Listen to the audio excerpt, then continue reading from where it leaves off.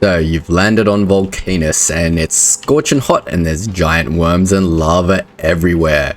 This guide will go through all the tech and processes you need to know to create a sustainable metallurgic science pipeline back to Nalvis. I'm going to assume you have a ship that's capable of doing return trips to supply all your basic materials, but if not, you can check out my first spaceship guide on my channel on how to build one. After you land on Vulcanus, start by scouting your resources. So if you mine this volcanic rock, you can get iron, copper, and tungsten ore, as well as stone. If you walk around a bit, you're also going to find these white ore patches, which is your calcite. You'll also see Vulcanus naturally has coal patches, and if you look for these yellow dots, it also has these sulfuric acid vents. These geysers can be mined with pump jacks to yield sulfuric acid directly. Also, take note of these giant lava pools. We're going to use them in future processes. Venturing out of your starting area into this ominous red section will reveal these purple resources patches, which is tungsten ore. But do be cautious of the demolishers, which will guard their territories. Now, to get to orange science, you're going to need to unlock some prerequisites. So start by finding yourself a white calcite patch and mining some calcite. That's going to give you technology calcite processing and give you 3 new recipes to work with. The first is acid neutralization, turns 1 calcite, 1k sulfuric acid into 10k steam. Next, we've got steam condensation, which turns 1k steam into 90 water. And finally, we've got simple coal liquefaction, which turns 10 coal, 2 calcite, 25 sulfuric acid into 50 heavy oil. These recipes are going to give us access to steam, and with steam we can power our Vulcanus base. So you can set up one chem lab and get the acid neutralization recipe. Now, to supply the sulfuric acid, you'll need to find your sulfuric acid geysers and set up some pump jacks. And for some initial power, you may want to bring and set up just a little solar panel array like this. But once you've done that and you can supply sulfuric acid into this system, you just need to set up a little mining column for calcite. And this system should start producing steam. Now, it can produce 2000 steam per second. And if you look at the consumption of 60 steam per second per turbine, this system can support 33 turbines or produce around 200 megawatts of power. Next, go find yourself a big volcanic rock and mine it. This will unlock the tungsten carbide recipe. This will give you the ability to produce carbon using 2 coal and 20 sulfuric acid, as well as the ability to make tungsten carbide. In an assembler, just feed it some carbon, some tungsten ore and sulfuric acid, and you'll be able to produce your first tungsten carbide. This will unlock the next stage of research, which is the foundry. It's essential for all of Vulcanus's lava-based processes. So just set yourself up an assembler and just hand feed it some steel, some green circuits, tungsten carbide, refined concrete, and lubricant to produce your first foundry. Now, these materials can be pretty challenging to get locally, so if you want to get kick-started, just consider shipping a lot of this stuff directly from Nalvis. But if you don't want to do that, here's a quick breakdown on how you can get each of these resources. So for the steel and green circuits, you're just going to need to harvest these volcanic rocks to get iron ore and copper ore.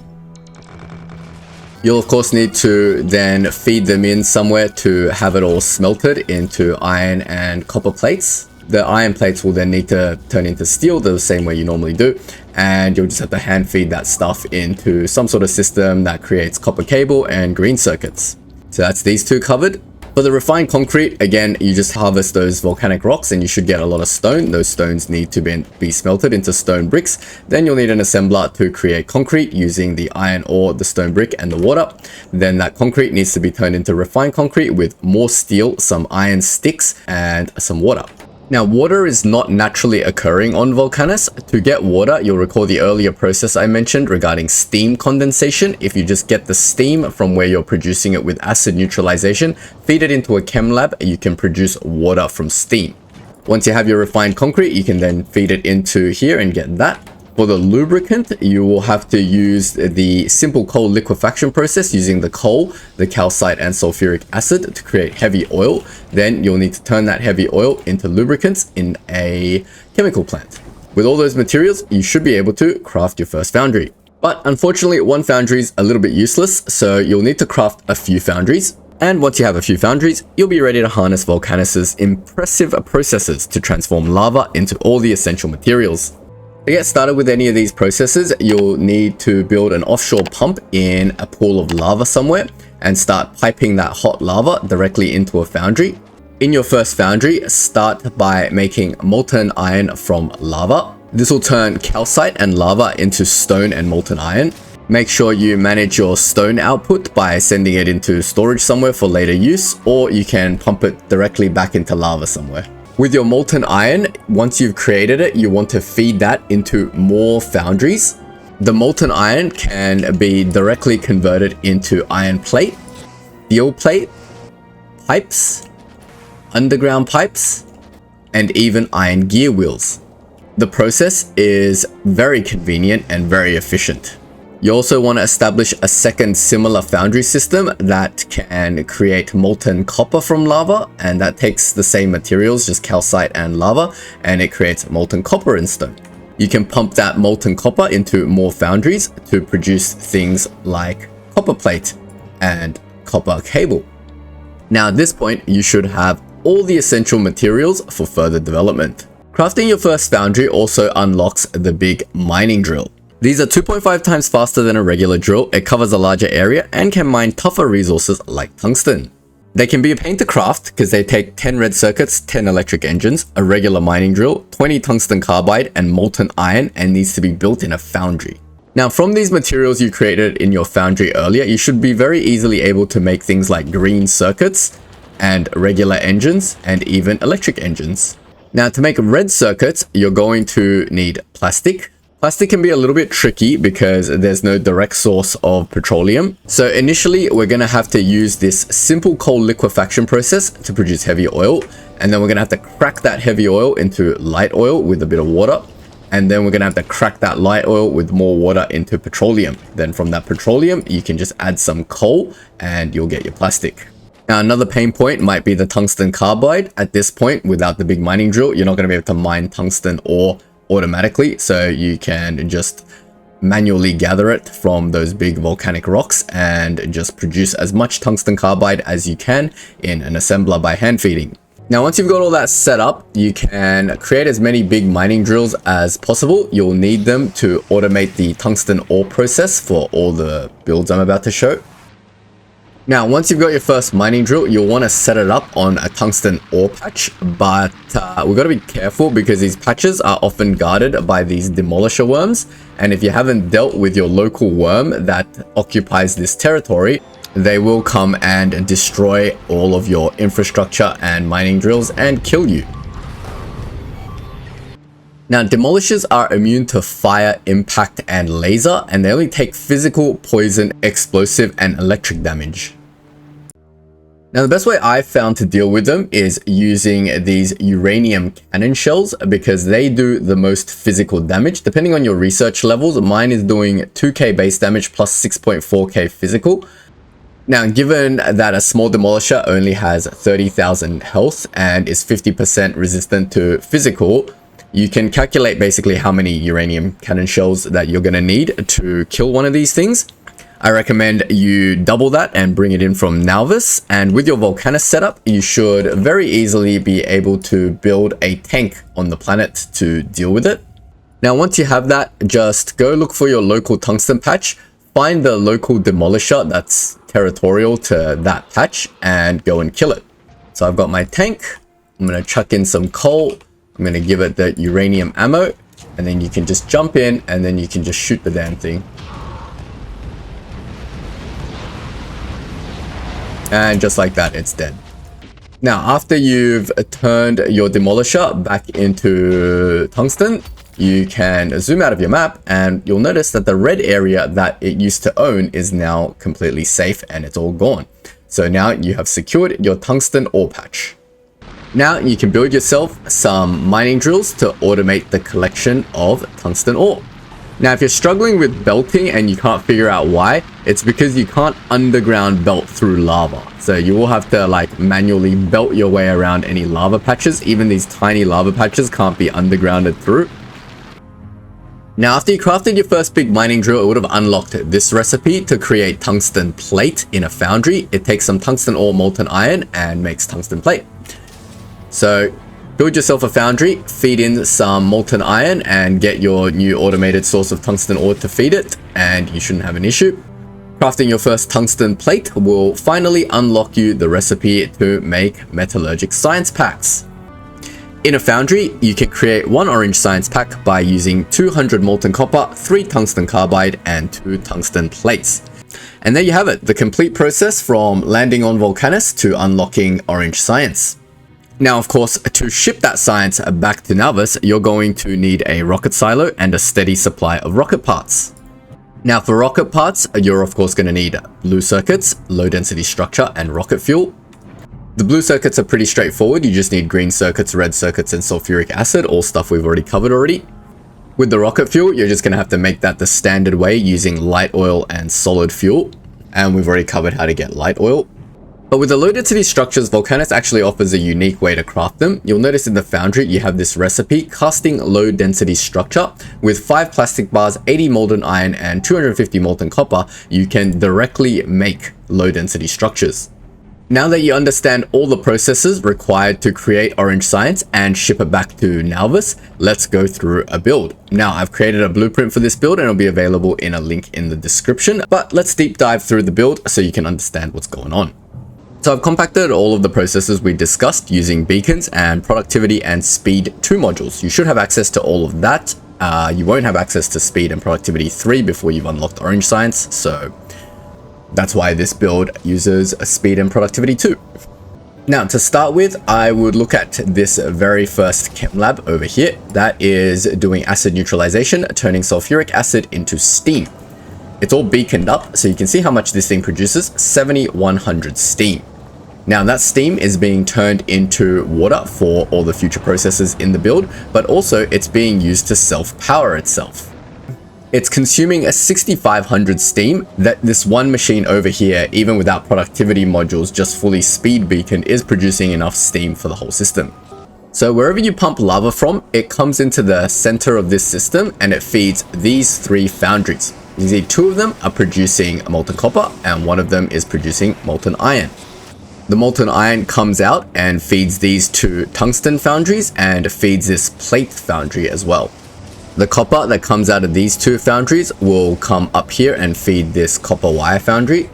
Next, to produce the tungsten carbide required for the orange science packs, I've got these 2 assemblers over here on the left producing tungsten carbide, and they need carbon, tungsten ore, and sulfuric acid. To produce the carbon needed for this build, I've got these 2 chem labs, and they take in coal and sulfuric acid and produce carbon. You'll have to route in sulfuric acid for all of these processes. I've got it routed in along the back over here, and they're tacked into all of the processes that require sulfuric acid. As for the tungsten ore, it comes in through the back over here, and you can't see through the smoke, but it goes in here where it's split off a little bit.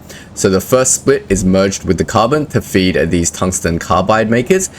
The rest of it goes through to feed these 2 tungsten foundries.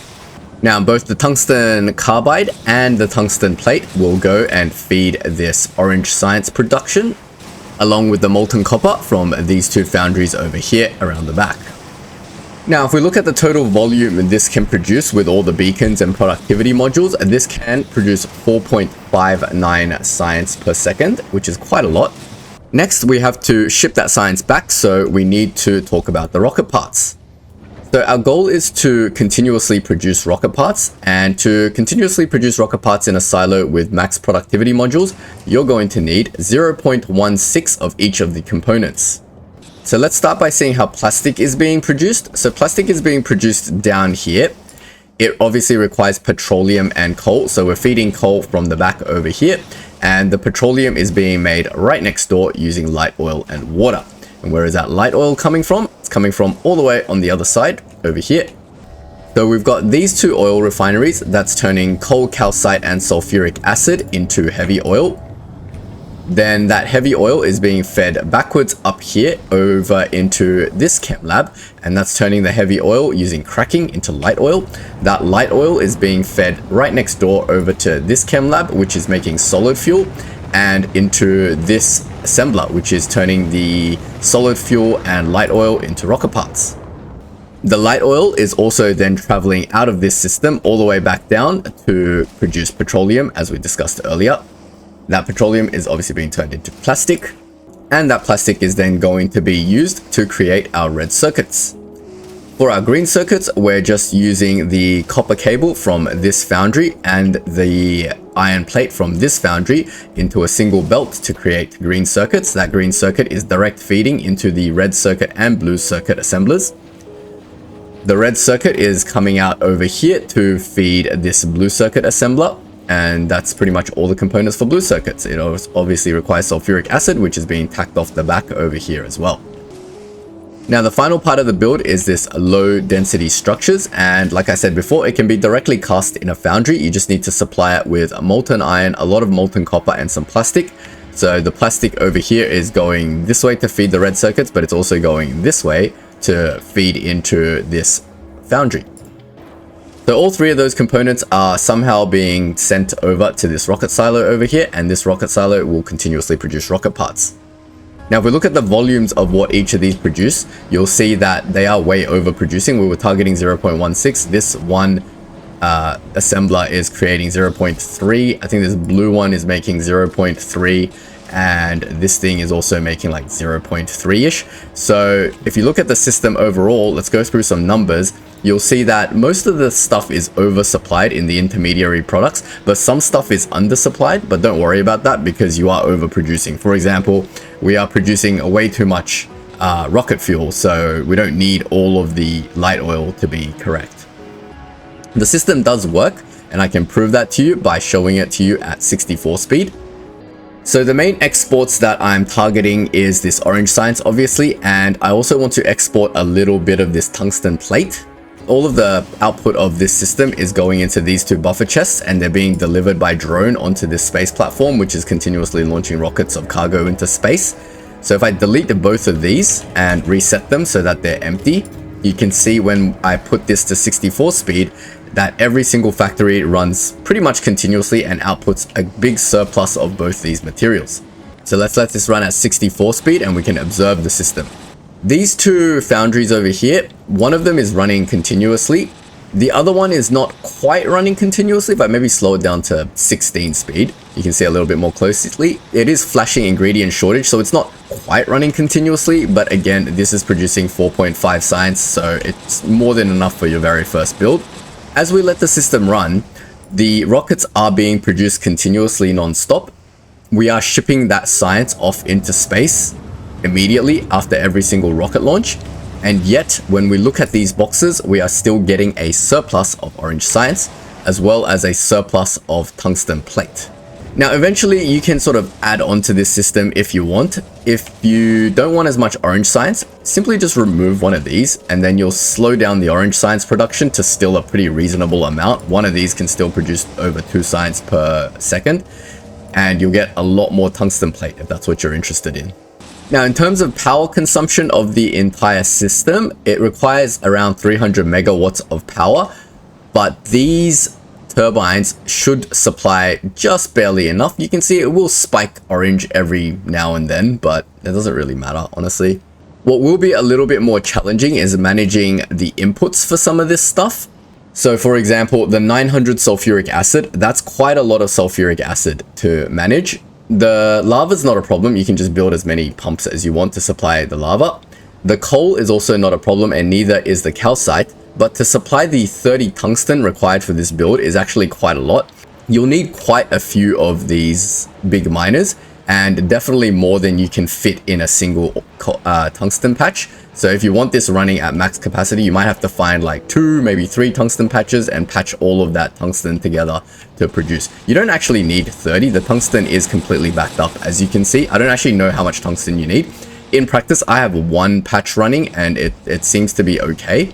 But eventually you're going to realize that a lot of the tech that you unlock with orange science will require more tungsten plate as well as tungsten carbide imports, and I will talk about that in a bit. So you may want to consider upping the tungsten production to support this build so you can get an excess of both plate and an excess of carbide, as well as keep the orange science producing at max speed. So yeah, the system's been running continuously as I've been speaking, and rocket parts have continuously been producing, and we're running at 64 speed now, and you can see there's no issue with the system. It'll continuously produce rocket parts and ship tungsten. It'll ship orange science and You shouldn't have any issues with this build. Again, the blueprint's available in the description. Feel free to take it, improve upon it, tune it to your liking, and let me know how you go in the comments. Now, once you've shipped your first set of orange science back to Nauvis and started doing some research, I recommend you do a few upgrades to this build, and I'll leave you to do them.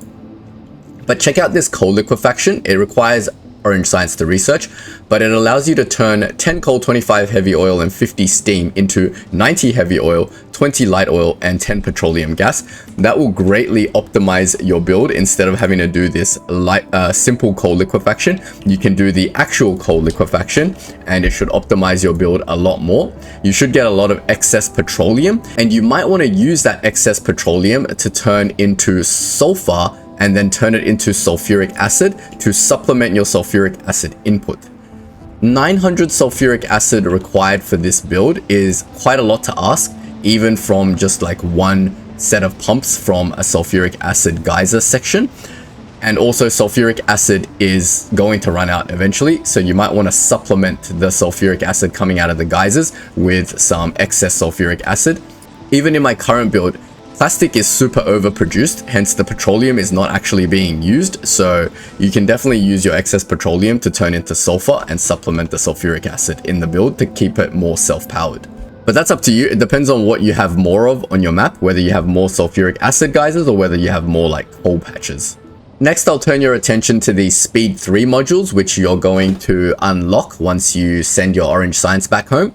And of course, you can use the Speed 3 modules to optimize this build itself, but you will notice to craft them, you're going to need tungsten carbide. So to ship tungsten carbide back, if we look at the numbers for this entire system, we do have a slight excess of tungsten carbide. We can just take some tungsten carbide and shove it into a box like such, and you can just ship that back with a logistics request as well to produce your speed modules. And of course, we can't talk about orange science without talking about cliff explosives. So that's probably one of the things you were most keen on getting by coming to this planet in the first place. Once you've researched cliff explosives, you'll notice to make them, they actually require calcite, which is super annoying, because does that mean you have to make it on Vulcanus? Well, kind of. You can of course just make them on Vulcanus using the calcite locally on the planet and then have them shipped back to Nauvis. But I do want to mention to you one process that you might want to consider. So if you look on the asteroid processing, there will be a research for advanced asteroid processing. You will have to have unlocked the Gleba science packs, the agricultural science packs, to research this. But if you have researched this, I'll turn your attention to the advanced oxide asteroid crushing recipe. It takes an oxide asteroid chunk and it produces ice and calcite. So you can consider maybe making a space platform above Nauvis to collect these ice asteroids and turn them into calcite and ship them back to the planet.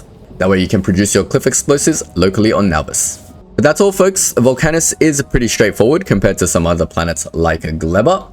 So here's the blueprint. It'll be available in a link in the description. So take it, enjoy it. Let me know if there's any issues. If you've learned something from the video, don't forget to leave me a like and subscribe. And if you're looking for something to watch in the meantime, consider checking out my Space Age Let's Play series.